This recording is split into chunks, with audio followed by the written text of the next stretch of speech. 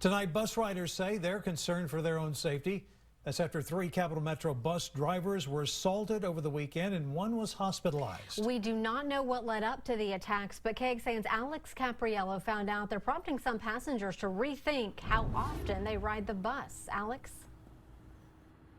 Aaron, right behind me is the bus stop for Springdale and Oak Springs. It's one of 3 locations where over the weekend a CapMetro bus driver was assaulted and attacked. Now, in this particular case, the passenger was arrested for public intoxication and, of course, assault. Now, I spoke to CapMetro riders all day long. They said incidents like this happen fairly often.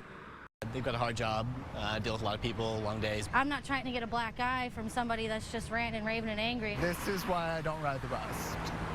CapMetro riders are shocked to hear 3 different drivers were attacked over the weekend.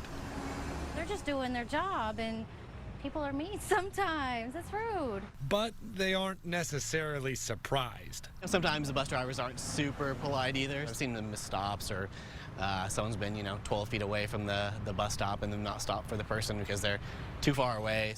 CapMetro drivers have strict orders to follow if they get assaulted, including calling for help once the situation is safe. But there won't necessarily be changes made following this weekend's attacks. After reviewing these incidents, CapMetro officials called the attacks random and completely unrelated to each other. The riders I spoke to say each time a fight breaks out, it makes them a little more weary to hop on the next route. Take Tony Hayes, for example. Despite today's heat, he decided he'll just take the long way home. They have cameras in effect for these reasons, and I don't feel like that's enough. Safety's still an issue. CapMetro officials told me if you are a passenger on a bus when an assault breaks out, there are ways that you can help.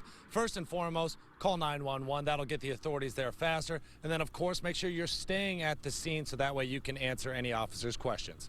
Reporting live in East Austin, Alex Capriello, KXAN News. Here's a closer look at how CapMetro is able to keep its buses and trains secure.